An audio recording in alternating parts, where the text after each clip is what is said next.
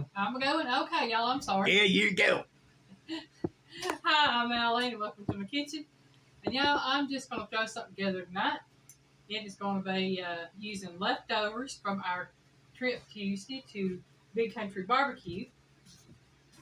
We had one slice of beef brisket left, and we had 5 of the pork ribs left. Thought it was rib country. Rib Country Barbecue. I thought you said big.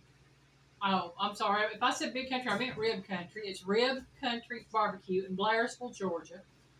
And if you watch my What's Up Wednesday, it says Mountain Drive and Rib Country Barbecue.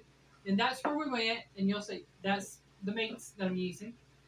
I'm using 1 slice of beef brisket. And then the 5 ribs that we had left, I took the rib meat off the bone and chopped everything up. I've got about a half a pack of egg noodles over here that I've already cooked. I have 1.5 cups of milk.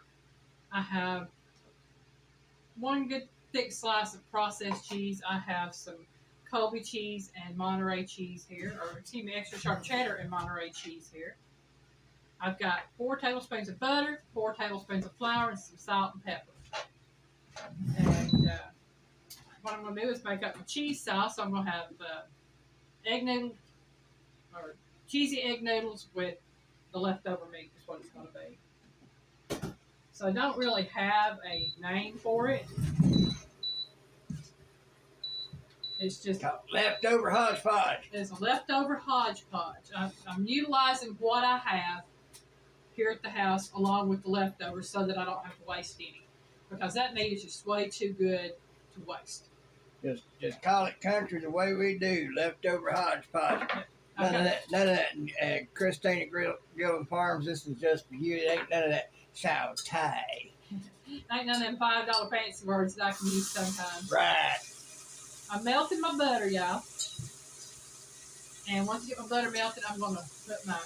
I'm melting. I'm saying, better watch out with that water because that's what caused it to melt. In reference to. For those of y'all who know, you know. For those of y'all who don't, look up the term I'm melting. It might come out that way. I don't know. It might, and if it doesn't, type in movies. I'm melting. Okay, I'm adding my flour to my butter. Put me some black pepper in there. And black pepper and salt to taste on this, y'all. You don't have to add it. I just do it for taste. It's like anything else, but any combination of spice or whatever will suit it to your taste. That's it. And you want to cook this for a good 2 to 3 minutes at least so that you cut the rawness out of the flour to make sure the flour is cooked. I know it's done when I can start smelling a little bit of a nutty aroma. That tells me that the flour is cooked. You don't want to overcook it because you don't want it to burn.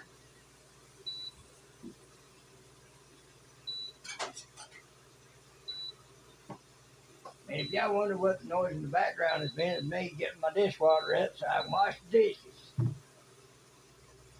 Yeah. I have hit a button here. Okay.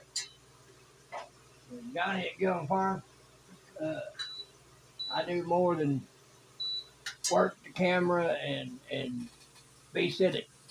Well, I have popped my breaker. I don't know how. There we go. Probably because you got the ice. Oh, okay, never mind. Ice machine ain't on.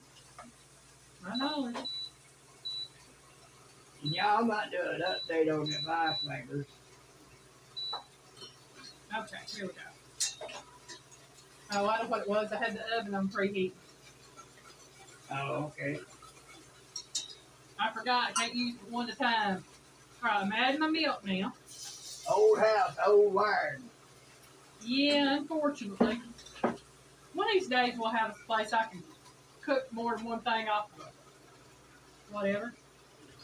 One of these days we'll have it set up where you can have it all and blow it at the same time. Yep. Okay. I've got my milk added to my roux. That's one of them $5 fancy words, y'all, for cooked butter and flour or cooked oil and flour. But you gotta have a roux to make a gravy or a bechamel. Now that's a fancy word. What, bechamel? Yeah. A bechamel sauce is a white sauce, which consists of a butter and flour roux and milk. And you add cheese to it to make a cheese sauce. Or you can leave it as the bechamel sauce and serve it that way. Right, I'm going to put my cheese in there. And folks, on stuff like that, I don't bother to ask. I might ask the question so that anybody out there don't know what she's talking about, she will explain it. But I don't personally want to know because I don't like to spoil the magic. Well, I'm like this about it. I never knew how to do a bechamel or a cheese sauce until about 30 years ago. I think I was 24 when I learned how to do that. I just never did it. But once I started, y'all, it's simple enough. You usually use about 2 cups of milk. This time I said I'm just using 1 cup, or excuse me, 1.5 cups. I want a little bit of thicker sauce. You can see that is getting really thick, and I'm going to cut that down. Turn my temperature down. 25. Turn that down to medium. I'm going to mix this cheese in with it.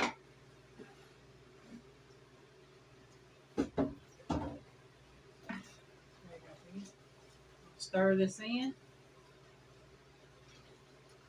Now, normally, stirring this in, I'd wait till all the cheese is melted, but since I am going to put this in the oven and let it bake for about 25 minutes, I'm not going to worry too much if the cheese is fully melted, which it is. What ain't melted now, get melted in the oven. Yep.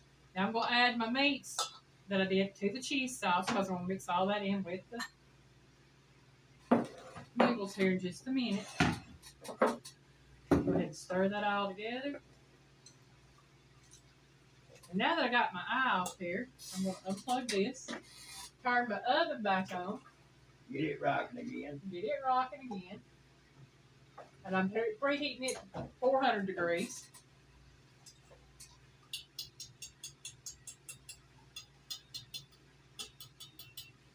Yeah, I'll tell you what. That meat just don't want to come off that whisk.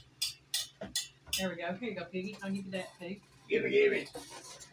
All right. Now comes the fun part. I get to scrape all this stuff out into here and stir all this up.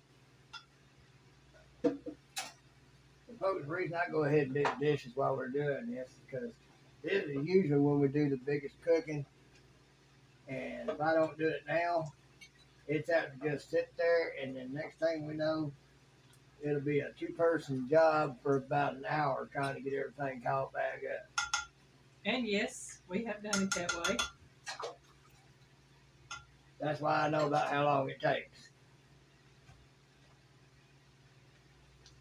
This way, it gets done, everything gets cleaned up while we're going. She ain't got to worry about it, and I ain't got to worry about it later. That's it. I'm just going to flat out tell you, I've got it made, y'all. I have it. I'm not saying that my husband's better than everybody else's. But I am saying, definitely have my flaws. But I am saying this. I have a great husband who understands that it can be rough trying to get everything done. And is willing to help me in the kitchen and around the house. And yeah, that's going to look good when it gets done, y'all. We're going to have all this stuff incorporated together. Get all this cheese sauce off the side there. Normally, I would just left this in a stir, but I would just use that same stir for my cheese sauce. Make sure I had enough room. I would have mixed it together in the stir or the pot or whatever I cooked it in, and then poured it in here.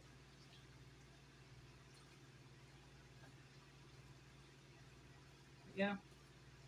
Now I'm going to put this in the oven for about 25 minutes. I'll get that spread down. And this, like I said, is just throw together for leftovers and a quick repurposing of leftovers.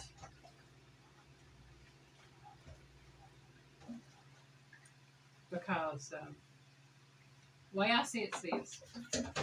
If you pay for it when you're at the restaurant and you decide to bring it home to eat it, but you're not wanting the exact same thing, you decide you want to eat it a different way, that's one way to do it. Make a casserole or something out of it, or macaroni and cheese and add the meat to it. Repurpose it. I was going to do macaroni and cheese and didn't have enough macaroni. That's why we got egg noodles and cheese. See, I'm flexible, y'all. That's why I said hodgepodge. Yeah. Use what you got. That's it. All right. Well, this timer is set for 27 minutes. That's what we'll cook it at. It's 27 minutes, and we'll be back when that goes out. And we'll take it out, and we'll be getting ready to eat supper. All right. All right, y'all. We're back. This just came out of the oven. I checked it. It looked a little brown on top, which is what I wanted. And it only cooked for about 21 minutes instead of the 26 I had it in for. So, it's going to vary with your oven if you decide to make something like this. Just know that. And I'm going to dip out some of this. And Look at that stain. Now, this isn't overly cheesy, like ooey gooey cheesy. I didn't want that. Don't fix me a whole lot because I'm still a little full from earlier. Okay.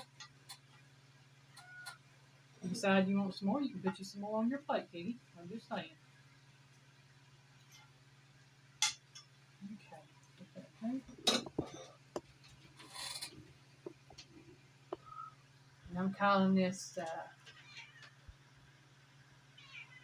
leftovers and cheesy noodles. That's the fork, Piggy. I'm sorry. I thought you done got it. I'll let you know when I got it. And I got it. Okay. Y'all, I'm impatient to eat. I'm hungry. She's hungry, folks. And I think Y'all know what time it is now. Oh, yeah.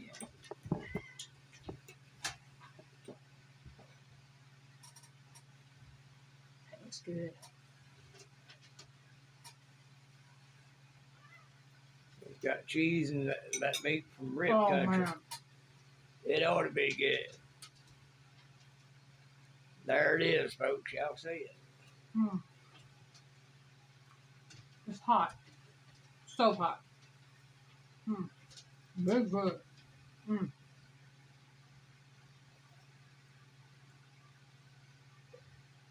You can definitely taste that meat in there when you bite into it.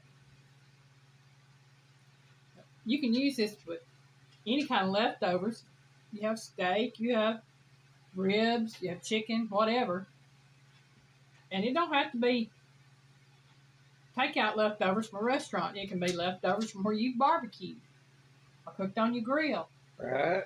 You know, or fried chicken or whatever you cook. If you have meat left over, you can always spread what little meat you have left to feed more with a casserole or some kind of macaroni dish.